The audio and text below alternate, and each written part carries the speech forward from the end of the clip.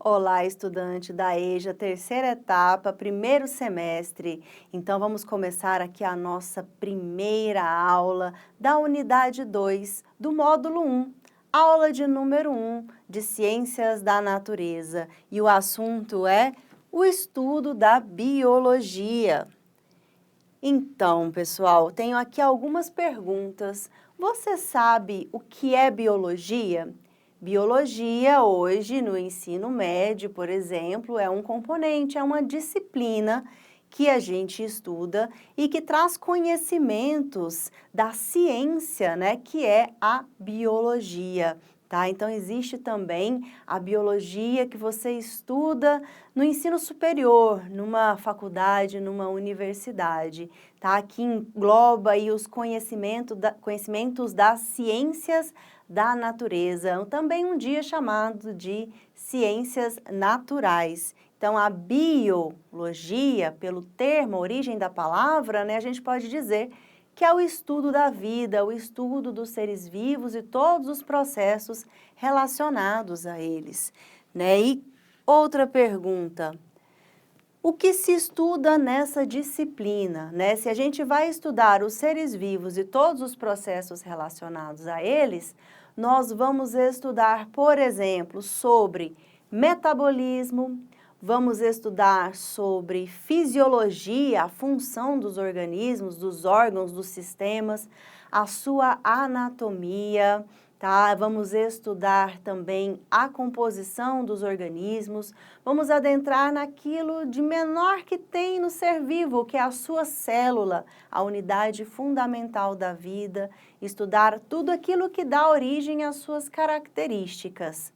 E outra pergunta, por que será que é importante você ter conhecimentos dessa área, né, dessa área de estudo que é a biologia?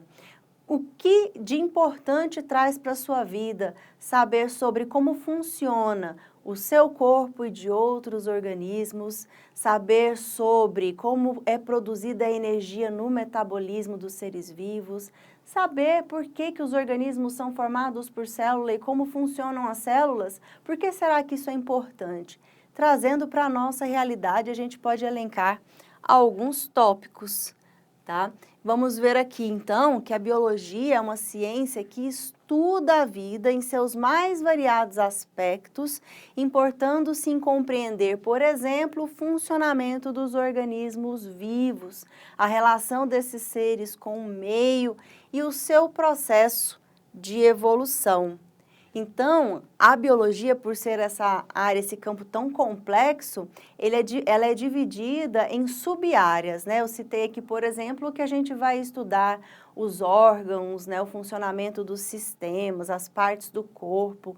Então, a gente tem aí a fisiologia, que estuda as funções, e temos a anatomia, que dá aí suporte para o estudo das partes do corpo, as partes anatômicas. Mas a gente tem também, por exemplo, a biologia celular, que estuda o funcionamento das células, a ecologia, que já toma conta de questões mais amplas, né, que vão além do organismo, estuda a relação entre os organismos e o meio ambiente.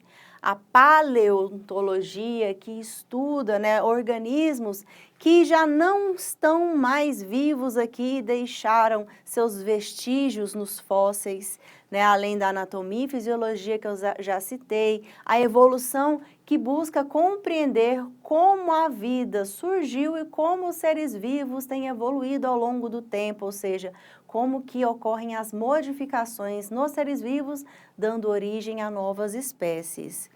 E então a gente resume aqui, né, nos tópicos, como que a biologia contribui na sua vida, porque ela vai contribuir para que você, por exemplo, compreenda fenômenos complexos do cotidiano, tá? Então, fenômenos que podem ser voltados para si, para o seu próprio organismo, o funcionamento das suas células, dos seus sistemas, ou fenômenos da natureza, né? Fenômenos meteorológicos, por exemplo, tá? Então, tudo que envolve a vida.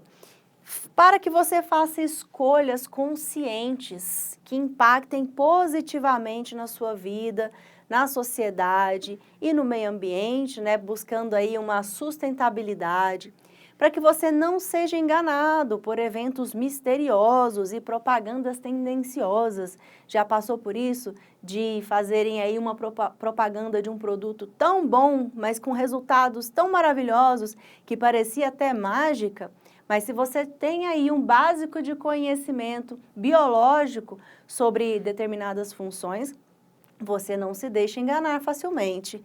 E para que identifique as causas e preveja as consequências de diversos impactos e perturbações ambientais, né? Então, se eu separo o meu lixo, contribuo, né, com a reciclagem, e eu tenho com essa ação aí uma determinada consequência. Se eu não faço essa separação do lixo, se eu descarto em local inadequado, acumulo ali em algum local, tem outras consequências, né?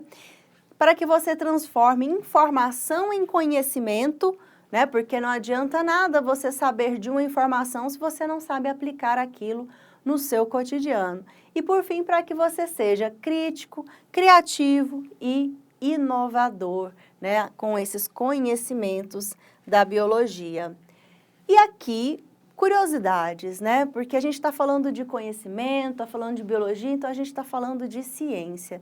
Mas tem muito conhecimento, né, que a princípio parece que não envolve ciência e a gente fica assim até tentado a acreditar em muita coisa, né? Como a gente viu nos tópicos anteriores, né? Pode ser que muita coisa ali te engane se você não tem ali um conhecimento básico, biológico. Mas olha só que interessante, você já ouviu alguém falar alguma coisa desse tipo que vai aparecer aqui, ó? Comer manga com leite faz mal? Já ouviu isso? Outro questionamento, não se deve lavar a cabeça quando se está menstruada. Já sabia disso? Você que está ouvindo essa aula e assistindo essa aula, você que é mulher, já ouviu isso de alguém? Ou você aí que é homem e não menstrua, mas você já ouviu alguém comentar isso? Que a mulher que está menstruada não pode tomar banho? Olha só. Ou lavar o cabelo, pensa.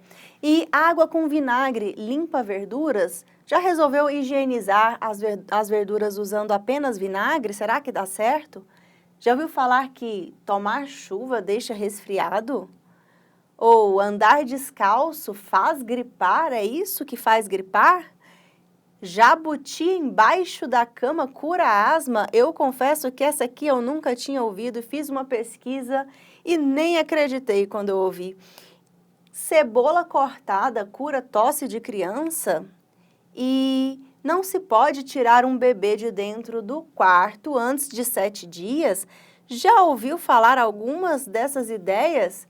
Porque essas ideias aqui, elas são saberes populares. O que é um saber popular? Conjunto de conhecimentos elaborados por pequenos grupos, como famílias, comunidades, e que são fundamentados em experiências ou em crenças e superstições, e são transmitidos de um indivíduo para o outro, principalmente aí por linguagem oral, por gestos, né? Então não tem aí uma referência bibliográfica, ninguém escreveu isso em lugar nenhum, nem vai citar nem referenciar. A gente nem sabe, né, quem criou essas ideias, né? A gente só vai reproduzindo oralmente. E conhecimento, de maneira geral, o que é, né, pessoal? É uma forma de apreensão da realidade, porque a gente está inserido ali no meio, estamos interagindo com o meio, verificando, observando fenômenos, estamos buscando o tempo todo compreendê-los. Então, a gente faz o quê? A gente faz essas representações da realidade, que são as diferentes formas de conhecimento. E quais são os tipos de conhecimento? Como que a gente busca compreender a realidade? Né? Então, existem diversas formas de se conhecer e interpretar o mundo. E aqui, então, eu vou pegar um conteúdo que é emprestado da filosofia. A gente pode utilizar, por exemplo, conhecimentos que eu vou representar aqui por imagens, né? Conhecimentos que são aí provenientes de lendas, conhecimentos que são do conhecimento geral, né? Um conhecimento do cotidiano, ou conhecimentos filosóficos, conhecimentos que provêm de crenças, ou conhecimento científico. E aqui, né, vamos nomeá-los. Como que eu chamo essas diferentes formas de conhecer e interpretar o mundo? Temos a mitologia, o senso comum, as religiões, a filosofia e a ciência. Essas são as diferentes áreas produtoras de conhecimento. E qual que é a importância de se produzir conhecimento em qualquer área? É uma maneira de se dar sentido à própria vida, para a gente transmitir informações necessárias para a sobrevivência da nossa própria espécie. E aqui eu tenho um quadro que compara os diversos tipos de conhecimento, tá? Por exemplo, a primeira coluna é o tipo de conhecimento. Então, tem aqui o mítico, religioso, de senso comum, também chamado de conhecimento empírico, científico e filosófico. Qual que é a base de cada um desses conhecimentos? No caso do mítico, a base é a crença, que é a mesma para o conhecimento religioso e do senso comum. Enquanto que o científico e o filosófico, a base é a razão. Se pensa utilizando a razão.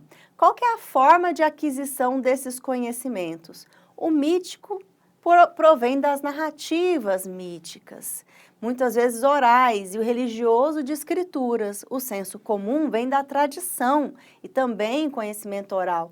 O científico vem da investigação e o filosófico da reflexão.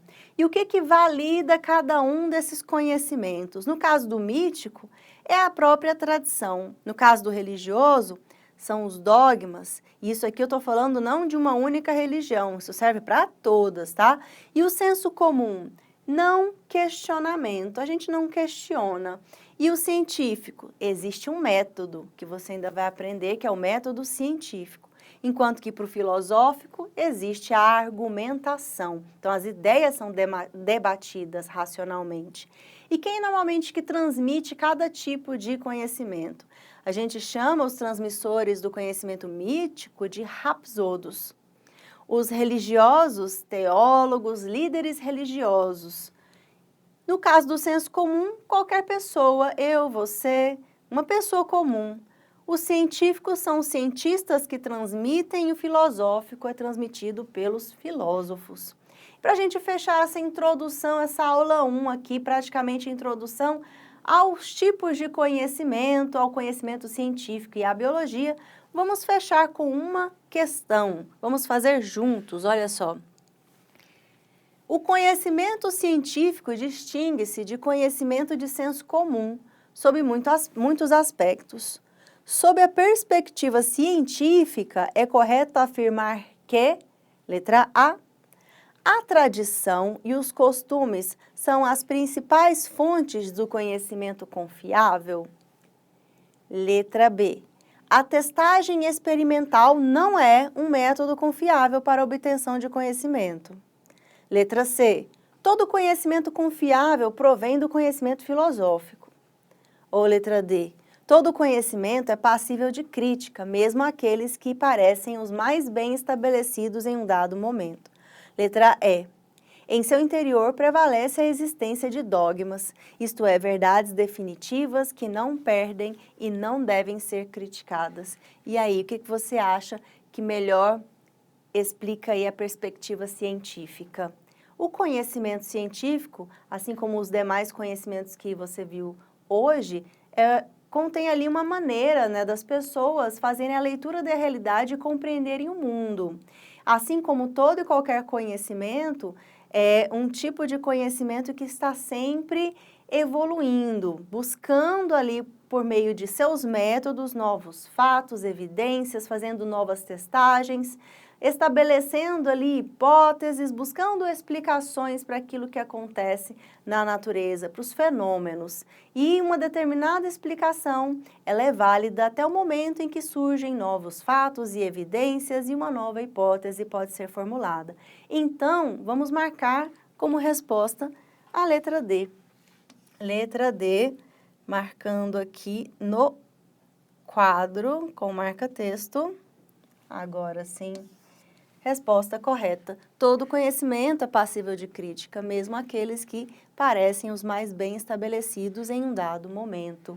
né? Então, vamos trabalhar, inclusive, essa nossa capacidade de sermos críticos e fazermos reflexões quanto ao conhecimento já existente, quanto às informações que recebemos, para que possamos construir o nosso próprio conhecimento, com base na razão, com base nos métodos, né? Então, vamos lá, continuando na próxima aula de biologia, pessoal.